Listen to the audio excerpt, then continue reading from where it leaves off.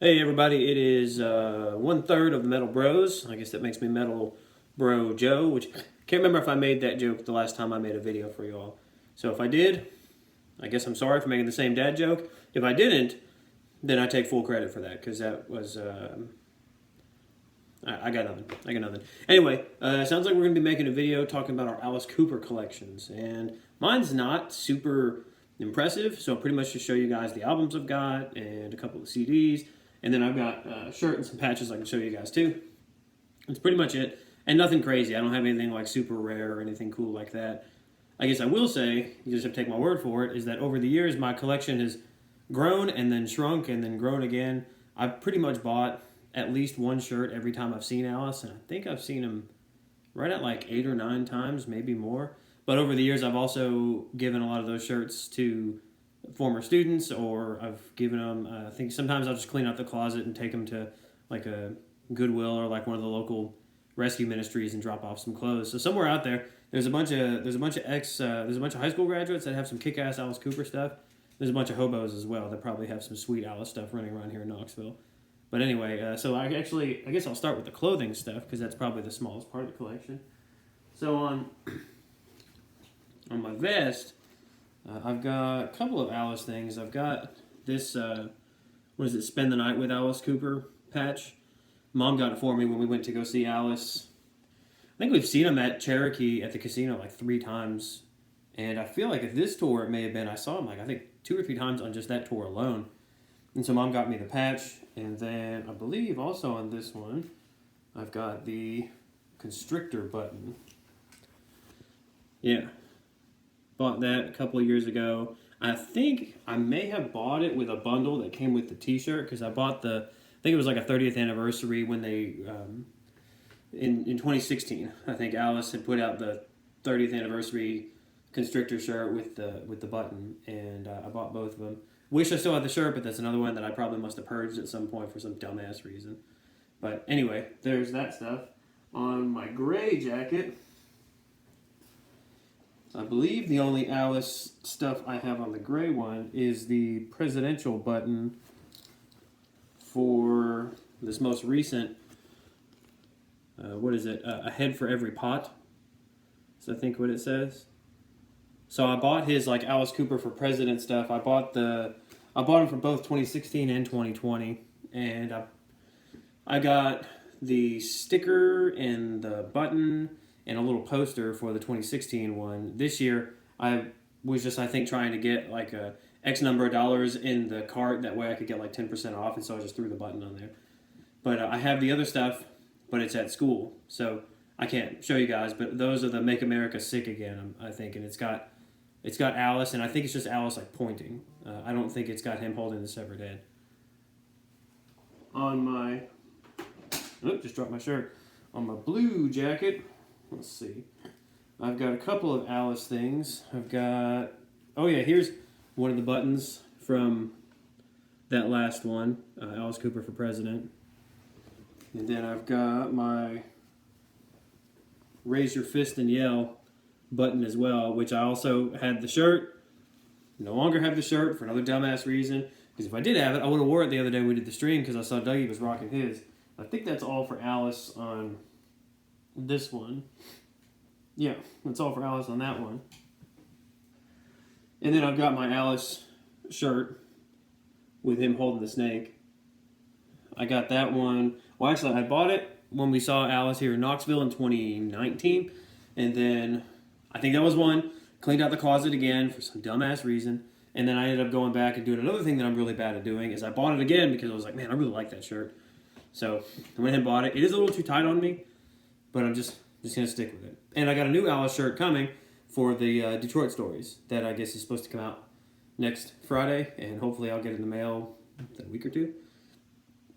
As far as albums go, I've got, of course, I got Killer, got School's Out. It didn't come with the paper pennies like those original copies did, but I think there are parts of it that fold out. I've not really messed with it a whole lot, but this is also the one where it opens almost like a desk. I guess that was the concept. And on the inside are there's like papers and pencils and stuff like that. So that one was pretty cool. You would think, actually, logically, I'd put this one up on my wall at school, but for whatever reason, I haven't. Here we got, of course, I got Billion Dollar Babies. Used to have that one up at school, so that's why there's like some holes in the top of it from where I had tacked it onto the wall. Got one of my least favorite. The packaging is cool for this, for Muscle of Love, but it's like an ugly box. So like I think it's one of those things where I think I like I like it in theory more than I actually like the execution of it, because the execution of it's just kind of boring. And it's got like Alice in the group outside of the strip club. It's not my favorite of the Alice albums. It's probably not a whole lot of people's favorites. There's some good stuff on there, and I do like it better than the first two. I know Trent especially can get into some of the psychedelic stuff, but I tend to get really irritated with that. But like Muscle of Love is a cool song. I actually like Big Apple Dreamin'. Never Been Sold Before is pretty good. And then I don't care what anybody says, I love Man with the Golden Gun. That song is awesome and definitely should have been on the Roger Moore movie. Of course, I've got Welcome to My Nightmare. As you guys saw when we did the live stream, I've got Lace and Whiskey. Let's see what I've got here. This one doesn't have the cover on it, which means... Oh, I think this is the live album, the Alice Cooper Show.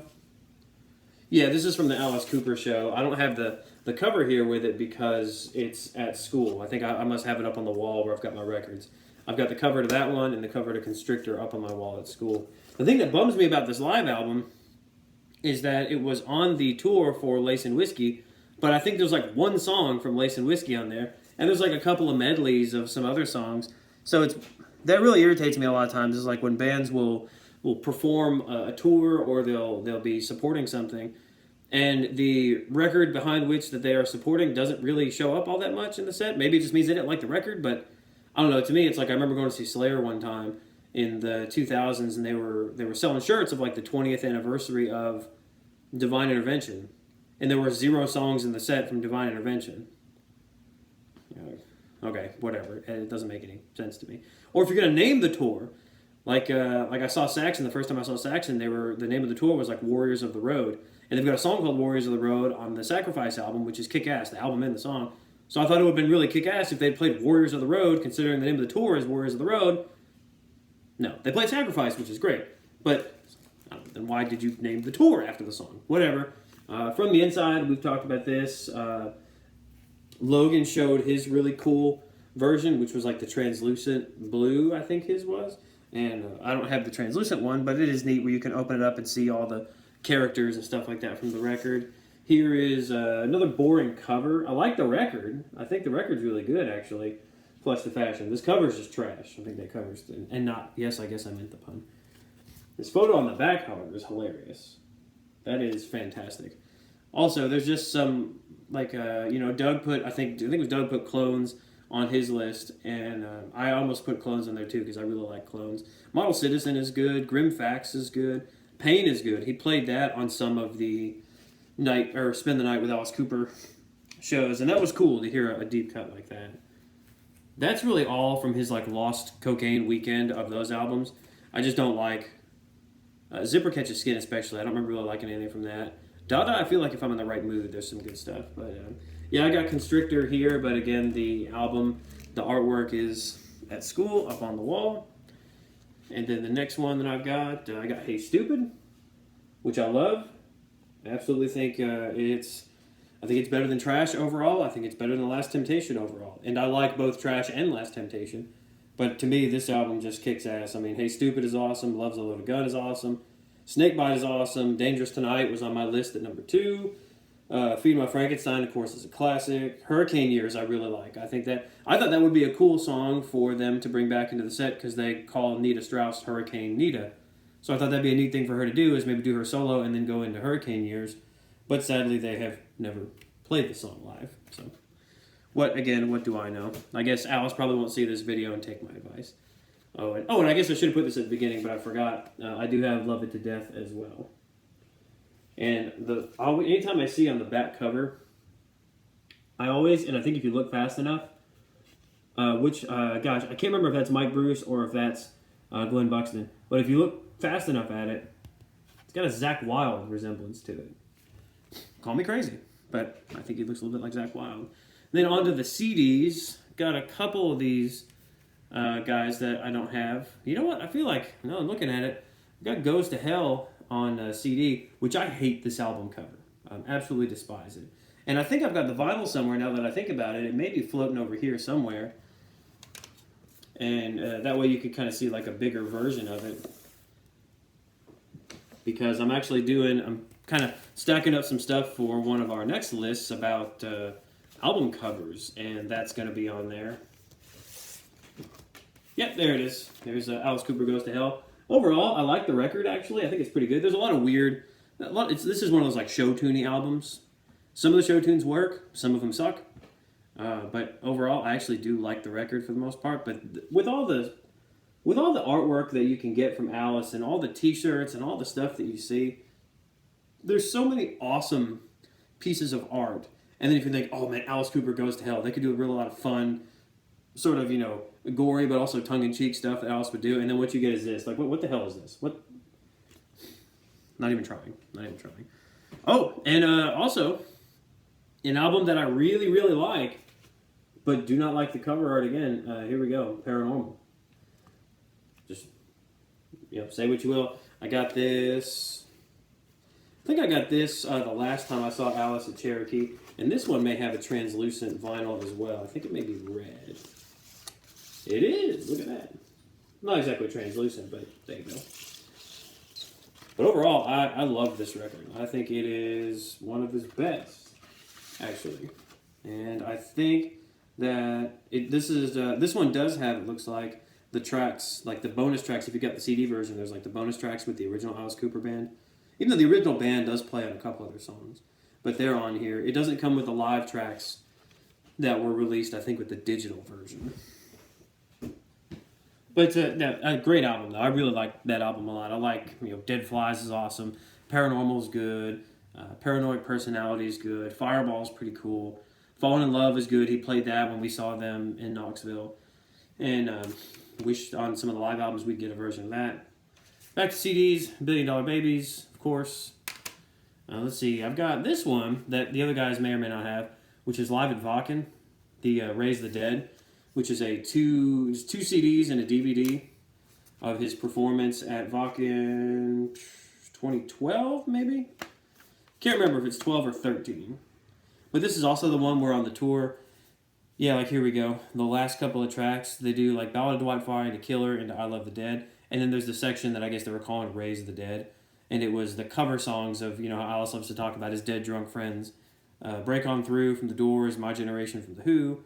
And then, of course, during School's Out, they do another Brick in the Wall. So there's not too many on the DVD. I feel like on the CD, there's a couple more covers. There's Break On Through, Revolution, the Beatles song, Foxy Lady, the Jimi Hendrix song, My Generation. And that's cool and all. It's neat, I guess, to hear those. But by the same token, if I was seeing Alice and he played 4 covers and threw in another Brick in the Wall and School's Out, I know the entire time I'd be like, yeah, it's cool to see Alice play these songs, but I'm also thinking of 4 other Alice Cooper songs that I would rather be hearing than Alice Cooper does Jimi Hendrix. I'd rather hear him do Dangerous Tonight. I'd rather hear him do a song from the new album. I'd rather hear him do something from Flush the Fashion, but I know some people push back on that idea and other people won't, but that's just me. I feel like I would... I'm also a lot of times in favor of them dropping some classics altogether and playing some deeper cuts, but I know a lot of people would fight me on that one. I've got this album from the Theater of Death tour, which is one of my favorite Alice shows that I've gone to see. That's the one where he's killed 4 times throughout the show. It's really cool. And I think it's the only one where they do this death. It's kind of hard to see, but there's this pincushion looking thing. I know you got really bad glare, and I apologize. There's a pincushion thing where they would put Alice in, almost like an Iron Maiden, and it has spikes, and then they would ram the spikes into it, and the blood would fly out the back of it. It was really awesome. I think it's the only tour where he's used that prop, but that'd be a cool one to bring back. And I saw him on that tour when it came through Knoxville with Rob Zombie, and Rob was supporting the Hellbilly Deluxe 2 album, which is my favorite Rob Zombie album. So we got here. He was also Alice was touring behind. That was right after Along Came a Spider came out, which there's Along Came a Spider, which it was a bit of a letdown as far as Alice albums go, because I think the concept of like the killer almost like writing letters to the police, and each song kind of represents a part of that. Great concept, and then the first single was Vengeance Is Mine, which is super heavy and awesome. And then the other, when you get to the other tracks though, they're so poppy. It was such a 180-degree turn from what I was expecting. But it's grown on me over time. I do like Vengeance Is Mine is great. Wake the Dead, if I'm in the right mood, I like it. Catch Me If You Can is a pretty good one. Killed by Love is a great ballad. I do like that one. The One That Got Away is awesome. I think I talked about it on the live stream, and I'm pretty sure that's the one that Janie Lane co-wrote. Good, I love that track. And then I feel like Doug said he put on his list I Am the Spider from this album, and that's a great closing track. And there's, I think I said this too, there's 2 digital tracks. One's called Shadow of Yourself, and one's called I'll Be There, I think. Both of which are really heavy and groovy and catchy. Why they weren't put on the record, I have no idea. Absolutely zero idea. I've got, of course, a CD of Welcome My Nightmare with one of the tickets from when I saw him in 2007. That was, I think, also the tour where I got to meet the band. They were outside the venue. So I pretty much met everybody in the band, including Eric Singer, Chuck Garrick. Can't quite remember the guitar players. Ryan Roxy was one of them. And then met Calico, and she signed one of my tickets. I just don't know what the ticket is. But didn't get to see Alice. But still, it was neat to say hi to everybody. And it's always awkward, but it was cool to say hi to them. Got, of course, School's Out Again. Here's Constrictor. Fantastic. Love it. Super cheesy album. And of the sort of like 80s metal Alice albums, Raise Your Fist, I think, is the better one. But Teenage Frankenstein is cool. They played it on the last tour that we saw them on. They actually closed the set with Teenage Frankenstein. Then, of course, they do the encores, but they closed the set with Teenage Frankenstein, which was awesome. Give It Up is cool. There's a good live version of it on The Nightmare Returns. Thrill My Gorilla is the cheesiest crap in the world. Love it. Absolutely love that song. Life and Death of the Party is a good one. I like Simple Disobedience. The World Needs Guts is a good one. He played that on the Spend the Night with Alice Cooper or one of those tours. I can't remember, but I saw him a couple times and he played that one, and that was cool to hear. That's a good rockin' song. Let's see. Trick Bag and Crawlin' I never really remember a whole lot from. And then, of course, He's Back. I'm not going to talk about that song anymore because I think I've mentioned that song every single time we've talked about Alice Cooper. So there you go. Then we got, here's Brutal Planet. And there's my ticket from the Gruesome Twosome tour. Brutal Planet, easily, I would say, top 5 Alice albums. I think totally kicks ass. Brutal Planet's a great song. Wicked Young Man is a great song. Sanctuary is a good one. Blow Me a Kiss is a good one. Eat Some More is a good one. Pick Up the Bones is a good one.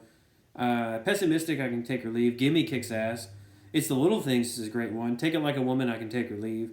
And Cold Machines is awesome. So, I mean, of the, 10 or 11 tracks, I would say like 8 are mandatory listens. You have to listen to it. It's one of those records I just think I think I mentioned this, a great version of sort of like new metal mixed with a little bit of industrial, but still Alice. And it shows that I don't like those genres of metal that much, but Alice pulls them off amazingly. And Dragontown is also really good as a follow-up. What do I got here? Here's Hey Stupid. Oh, there's my ticket with the signatures. Couldn't tell you whose signature is what. Can't read them, but it's neat that I have them. Also, is it a Nice Price sticker? No, it's not. Oh, there it is. Look, the Nice Price. They made a joke about that, I think, on an episode of My Name is Earl. And what do I got here? Raise Your Fist and Yell. Obviously, super cheesy cover, but man, this album is so awesome. Freedom is awesome. Lock Me Up is awesome. I think Lock Me Up is the one that has Robert Englund that does the voiceover of like, Alice Cooper, you are accused of crimes against whatever. But it's a cool little cameo. Give the Radio Back is actually one of my favorite tracks on this album. I think it's just it's got a great vocal performance from Alice. That's super like nasally but awesome performance. Really like it. Step on You is great. Not That Kind of Love is great. Prince of Darkness kicks ass. Time to Kill kicks ass. Chop Chop Chop. Gale and Rose. I mean, this whole album. There's not. I don't think there's a dud on the album. Roses on White Lace. He played on the tour. We saw him last in Knoxville, and that was, I think, the first time he played a song from this album since touring behind this album in like 87 to 88 or something. So like in 30 years, he hadn't played anything from this record, which is a damn shame because it's a really awesome record. But it was so cool to see Roses on White Lace brought into the set list. And outside of my complaint about the chop chop chop lyrics, where Alice says, he saw her bracelet or whatever, it says Mary, and then it says Gail, and then he goes into a song about Gail, which I think it's just weird. I know we talked about it. The guys had some neat theories, but it throws me every time I see it or hear it, I guess. Beyond that, I've got a cool DVD. It's one of the only Alice DVDs I still have. I've had a bunch over the years, but this one is Live in Montreux from the Dirty Diamonds tour, and it's got a pretty cool set list. They open with the Phantom of the Opera theme, which is cool, right into Department of Youth. It's better when they go Phantom of the Opera into Wicked Young Man, which is what he did when I saw him, but whatever. Great version of Dirty Diamonds on here. Let's see, great version of I Never Cry is on here. Woman of Mass Distractions on here. Between High School and Old School and What Do You Want From Me, which Eyes of Alice Cooper is not one of my favorite records, but I do love What Do You Want From Me, and I believe Wacky put it on his list, which is an awesome choice. Love that song, hilarious lyrics. I prefer the version from this to the studio version. It's just because I heard it first here, and I really like that song. There's some cool, Gimme is on here. There's a version of Gimme, which is cool. Then as part of the set piece where they kind of do the whole head chopping part, he plays Welcome to My Nightmare, The Awakening, Stephen, Into Only Women Bleed, Ballad of Dwight Fry, Killer, which is pretty cool. They don't play all those songs. It's one of those medley things. And then as part of the encore, he plays Wish I Were Born in Beverly Hills. So cool live version of a deep cut from the inside, and I always appreciate that. This comes with both the CD of it and the DVD. The CD cuts out some of the parts. It goes right from Welcome to My Nightmare to School's Out, so you don't get The Awakening and Stephen and stuff like that. But you do get the rest of it, and I think cool show. I'm glad that it has the audio part as well, so you can have both. You can listen to it in the car, put it on iPod or whatever. And then I guess to sort of cap things off is the box set that I got when I was in high school, when I was really starting to get into Alice Cooper. I had, there's a record store here in Knoxville. Knoxvillians will remember it, called the Disc Exchange. And this was the Disc Exchange on, not on Chapman Highway. This was I guess they called it the West location, which was off of Gallagher View Road. And for years, that was my record store that I went to and bought CDs and stuff like that. And I had called them to kind of see essentially what kind of Alice stuff they had. And I feel like they either had a copy of this or the other store had it. And so they kind of ordered it for me. And remember, they called me back when they got it. So I was super pumped. Went over there and picked up this Life and Crimes of Alice Cooper. And it's got 4 discs that covers essentially his whole career right up to, it doesn't include Brutal Planet. So it has stuff through Last Temptation. It's got Lost in America. It's got It's Me, which I don't like that song. There's way better songs on that record than that hunk of trash. There's Hands of Death, the Rob Zombie song. But yeah, it's a bummer because I didn't put Brutal Planet on here. But it has a lot of cool stuff. It's got a demo version of He's Back that has a different drum sound. It's got Under My Wheels. When they re-recorded it, Alice recorded it with Axl Rose, Slash, and Izzy from GNR, which is kind of neat. The cover of I Got a Line on You is on here, which I really like that song. I like the Spirit version too, but Alice's version to me is the quintessential version of that song, which then contradicts what I said about the cover songs earlier. So if you're looking for logic, look elsewhere. There's some other cool stuff on here. Hard Rock Summer is on here, which is the other song that's in the movie Jason Lives, but is not on any other Alice Cooper collection except for Life and Crimes. And that's a cool song too. It's cheesy, but it's awesome. It's what I want. There's also the 2 songs from Monster Dog, Identity Crises and See Me in the Mirror, both of which I think are absolutely must-listens, and Monster Dog is a must-see. It is a hilarious movie. A couple tracks here from some of the other records. There's some stuff from Dada, and it pretty much is 2 or 3 cuts from every record. There's from the soundtrack of Class of 1984 is a track called I Am the Future, which I think is played over the opening of that movie, which I think is a Troma film, but I can't remember now. I'm pretty sure I've seen it, I just can't remember. Or I might be getting that confused with Class of Nukem High. I can't remember. It's one of those movies. There's some other weird stuff on here, like a track called For Britain Only, that was a single only in Britain. There's a demo of a song called Look at You Over There, Ripping the Sawdust from My Teddy Bear.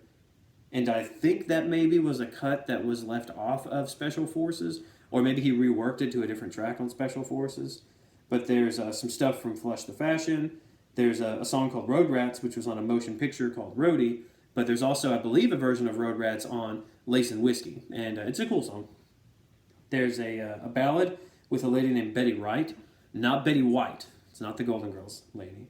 And that was released around the time of From the Inside, Lace and Whiskey, that late 70s period when essentially it was like the last gasp of Alice on the charts for about 10 years or so. And then they go all the way back. There's a song with the Bee Gees on here called Because, which was from a movie called Sgt. Pepper's Lonely Hearts Club Band. You may have heard of that. There's a couple other, there's a song from the Billion Dollar Babies, which was the band that the Alice Cooper group later did. I think they released an album or two. I feel like they had an album called Battle Axe or something like that. Song of here on there, it's a song from them on here called I Miss You. And then as you kind of go back, let's see, a couple single versions of things, some demo versions of some stuff, some other regular just like cuts, like I Love the Dead is on here, No More Mr. Nice Guy is on here. And let's see if there's any neat ones. There's a couple of tracks and some demos from the early days, like Levity Ball and Nobody Likes Me. So there was my answer when we were talking to Wacky. There is a demo version of Nobody Likes Me on here. And then there's a couple tracks from Alice's first bands, the Spiders and the Nazz. There's a couple of tracks on here. So again, kind of a neat career retrospective of the time. You know, Alice has done a boatload of work since then. The booklet's pretty cool.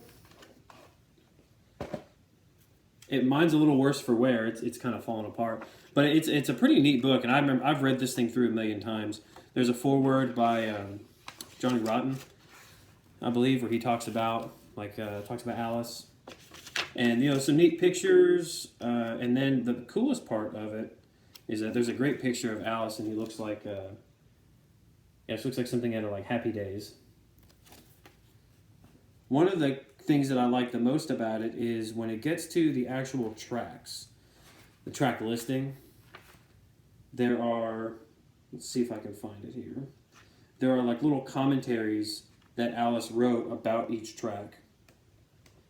And the selections, I guess.